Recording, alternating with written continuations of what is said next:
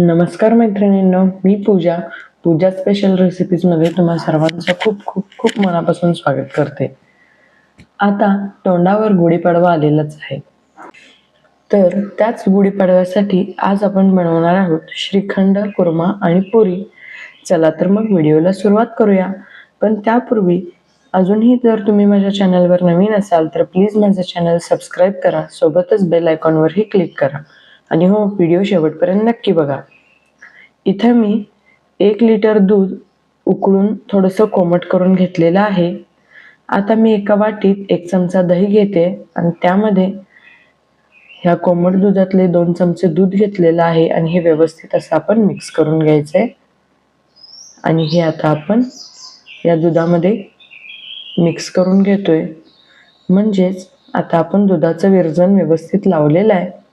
आता आपण याला रात्रभर असं झाकून ठेवून देऊया. आता हे तुम्ही सकाळी बघू शकता, किती घट्ट असं दही बनलेलं आहे. तर बघा, इथे तुम्ही अगदी आपण चाकूने कापू शकू इतकं असं हे घट्टसर दही बनलेलं आहे. तर आता आपण एका जाळीमध्ये एक असं कॉटनचं मऊ कापड घ्यायचं आहे, पातळ असलेलं, आणि त्यामध्ये आपण हे घट्ट दही अशा प्रकारे ओतून घ्यायचं आहे. आणि आता आपण याची पुरचुंडी बांधून घेऊया.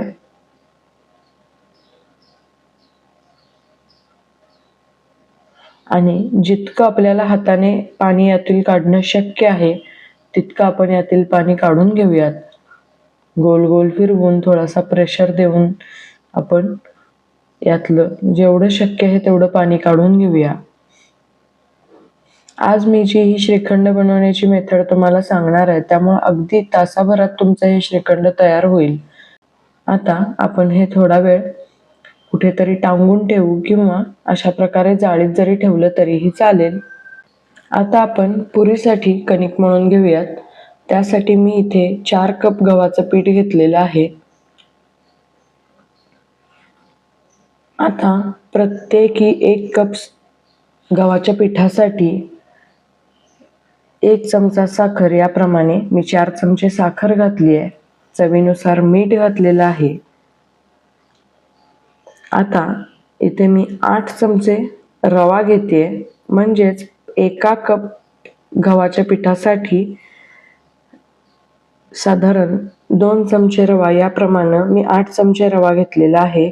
आणि अगदी 4 मोठे चमचे कडकडीत तेल गरम करून यामध्ये मी घातलेलं आहे.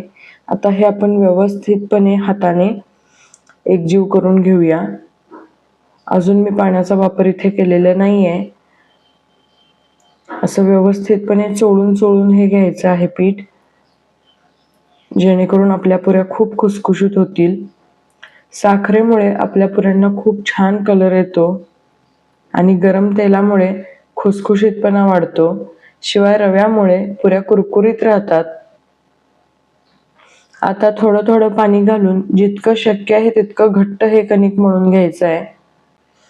तर तुम्ही इथे बघू शकता, अतिशय घट्ट असं मी हे कणिक मळून घेतलेलं आहे. आता वरून 1-1.5 चमचा तेल घालून पुन्हा एकदा आपण ह्याला थोडंसं मळून घ्यायचं आहे. इथे आपण मैदा न वापरता गव्हाचं पीठ वापरतोय, त्यामुळं या पुऱ्या अगदी पौष्टिक सुद्धा आहेत.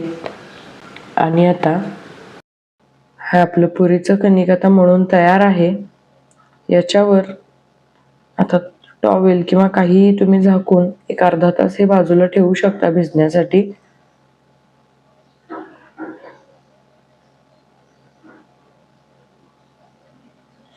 आता मी हे टॉवेलने कव्हर करून बाजूला ठेवून देते. आता आपण एक वाटण तयार करून घेऊया कुर्म्यासाठी. त्यासाठी मी इथं ओलं खोबरं 1 कप, शिवाय 1 कांदा, थोडीशी कोथिंबीर, 10-12 लसणाच्या पाकळ्या, थोडंसं आलं आणि 1 चमचा जिरं, शिवाय 2 चमचे तीळ घेतलेले आहेत. कोथिंबीर ही मी देठासकट घेतली आहे. आणि आता आपण हे वाटून घेऊया. आवश्यकता वाटल्यास पाण्याचाही वापर करायचा आहे. मी इथे पाणी घालून हे वाटण तयार करून घेतले. तर आता एका कढईमध्ये मी तेल घेतलंय 4 ते 5 चमचे आणि तेल गरम झाल्यानंतर हे वाटण मी त्यामध्ये घातलेलं आहे. आता हे आपण व्यवस्थितपणे फ्राय करून घेऊयात. थोडंसं फ्राय झालं की आपण यामध्ये घालणार आहोत 4 कांदे. अशा प्रकारे मी चॉप करून घेतलेत. हे जेवण साधारण 7 ते 8 लोकांसाठी आरामात पुरतं. तर आता इथे कांदा सुद्धा फ्राय झालाय आणि आपल्या ग्रेव्हीलाही खूप छान असा वास येतोय. तर आता मी यामध्ये घालते बारीक चिरलेलं गाजर आणि साधारण अर्धी वाटी निवडलेला फ्लॉवर. तर आता आपण हे व्यवस्थित मिक्स करून घेऊया आणि थोडंसं फ्राय झाल्यानंतर पुन्हा यामध्ये मी घालतेय 4 सिमला मिरच्या अशा प्रकारे चॉप करून घेतलेल्या. तुम्ही हवं तर थोडेसे मोठे सुद्धा याचे काप ठेवू शकता, पण मुलं बाहेर काढून टाकतात बाजूला, त्यासाठी मी याला चॉपरच्या सहाय्याने चॉप करून घेतलेलं आहे. आणि आता आपण हे एकदा व्यवस्थित मिक्स करून घेऊया. भाज्यांच्यातला कच्चापणा गेला पाहिजे इतकंच आपण याला फ्राय करायचं आहे. आणि आता मी घालते यामध्ये 1 ते 1.5 कप मटार आणि हे आपण पुन्हा एकदा मिक्स करून हेही थोडं फ्राय करूयात. थोड्या वेळानंतर मी यामध्ये घालते 2 बारीक चिरलेले टोमॅटो आणि हे आपण एकदा मिक्स करून घेऊया. प्रत्येक भाजी मी साधारण 5-5 मिनिटं फ्राय केलेली आहे. आता हे सगळे जिन्नस फ्राय झालेत. आता मी घालते 1 छोटा चमचा हळद आणि 1 छोटा चमचा हिंग, सोबतच 2 ते 2.5 चमचे लाल तिखट आणि अर्धा चमचा कांदा लसूण मसाला. तर आता हे आपण व्यवस्थित मिक्स करून घेऊया.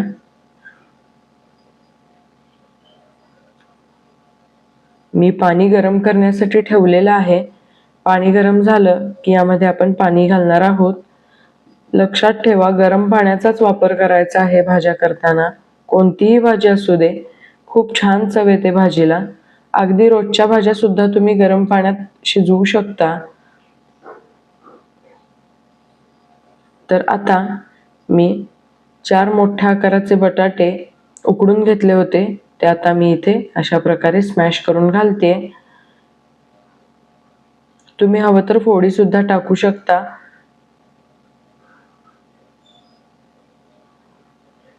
तर आता आपण हे पुन्हा एकदा व्यवस्थितपणे मिक्स करून घेऊया.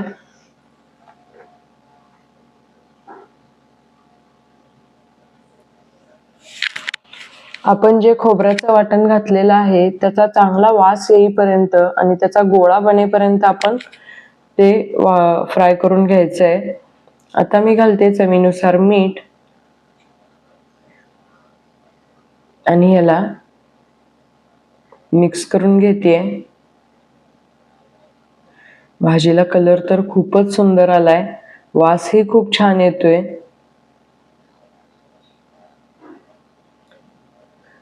तर आता मी इथे घालते 1 मोठा चमचा गरम मसाला. तुम्ही यामध्ये हवा असेल तर कुर्मा मसाला सुद्धा बाजारात इझिली मिळतो, तोही घालू शकता. आणि आता घालायची आहे भरपूर अशी बारीक चिरलेली कोथिंबीर आणि 5 मिनिटं आपण याला झाकून एक उकळी आणायची आहे. म्हणजे आपली ही कुर्म्याची भाजी पटकन तयार होईल.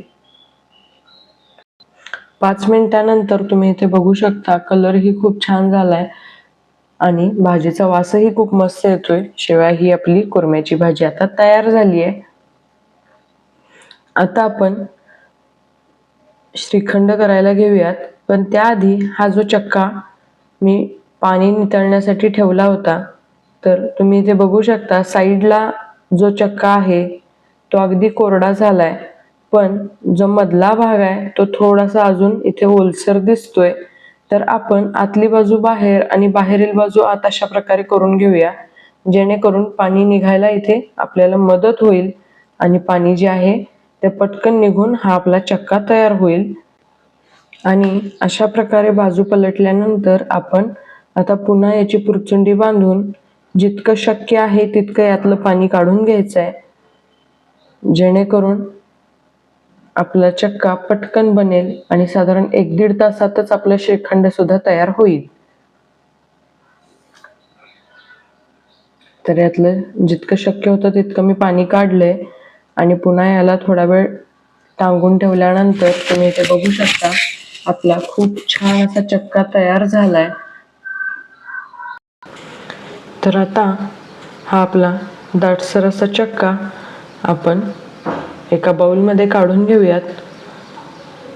सगळ्या साईडचा चक्का अशा प्रकारे आपण व्यवस्थितपणे काढून घ्यायचा आहे. आणि आता आपण हे बाउलमध्ये काढून घेतलेलं आहे. जर 1 कप चक्का असेल तर त्यासाठी आपल्याला अर्धा कप इतकी पिठी साखर वापरायची आहे. आता हे आपण एकदा व्यवस्थितपणे मिक्स करून घ्यायचं आहे. चक्का घट्ट असल्यामुळं थोडं मिक्स करण्यासाठी आपल्याला अवघड पडू शकतं, पण तुम्ही पिठी साखरेमुळं तुम्ही इथे चमच्याने सुद्धा ह्याला मिक्स करू शकता. मी इथे फेटणीचा वापर केलेला आहे. अशा प्रकारे व्यवस्थितपणे हे मिक्स झालं पाहिजे. आणि साखर घातल्यानंतर तुम्ही इथे बघू शकता आपला चक्का अजूनही तितकाच घट्ट आहे. आता मी इथे 1 चिमूट वेलची पूड आणि 1 चिमूट जायफळ पूड घातली आहे आणि थोडासा केशरी रंग दुधामध्ये मिक्स करून घातलाय. आणि आपण पुन्हा एकदा हे मिक्स करून घेतोय. तुम्हाला जर कलर आवडत नसेल तर तुम्ही अजिबात घालू नका.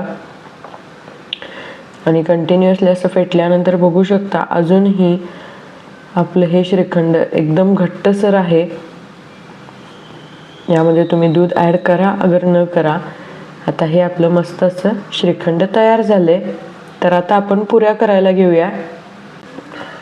इथे मी कणकेचे छोटे छोटे असे गोळे करून घेतलेत आणि आता पीठ किंवा तेल काहीही न लावता मी इथे या पुऱ्या लाटून घेते. तर तुम्ही बघू शकता अजिबात इथे पोळपाटाला हे कणिक चिकटलेलं नाही आहे आणि या पुऱ्या पटपट अशा लाटूनही होतात.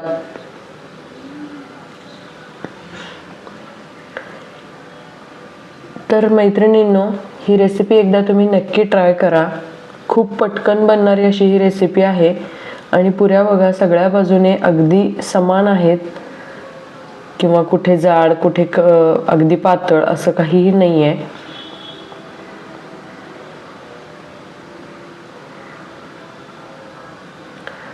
तर अशा प्रकारे मी 4 ते 5 पुऱ्या लाटून घेते. पुऱ्या लाटूनही पटकन होतात आणि तळतात तर खूपच फास्ट.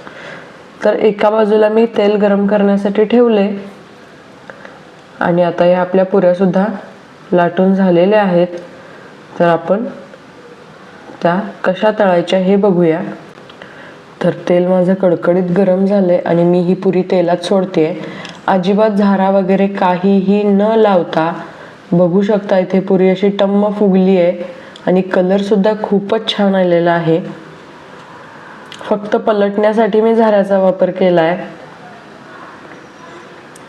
खरंच खूपच मस्त अशी ही पुरी बनली आहे. आता आपण बाकीच्या पुऱ्या सुद्धा अशा प्रकारे पटपट तळून घेऊयात. तर आता मी ही दुसरी पुरी यामध्ये घालतेय. तर यालाही मी अजिबात झाऱ्याचा स्पर्श केलेला नाहीये, पण बघा पटकन पुरी फुलली आहे. तेल उडवायचा प्रकार नाही किंवा एका बाजूने दाबणे वगैरे असं काहीही न करता पुऱ्या आपोआप फुगतायत.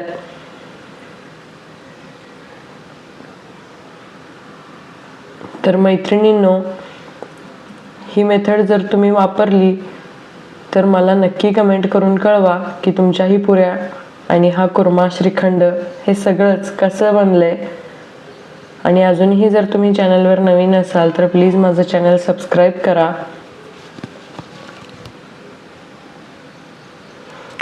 खूपच छान अशा टच न करता पटपट फुलणाऱ्या पुऱ्या आता तुम्ही बघितल्याच असतील.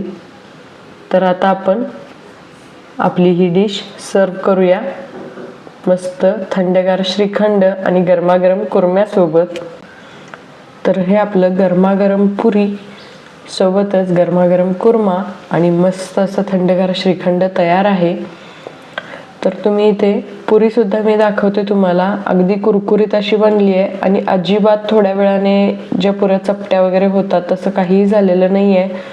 मस्त अशी पुरी फुलून तशीच आहे.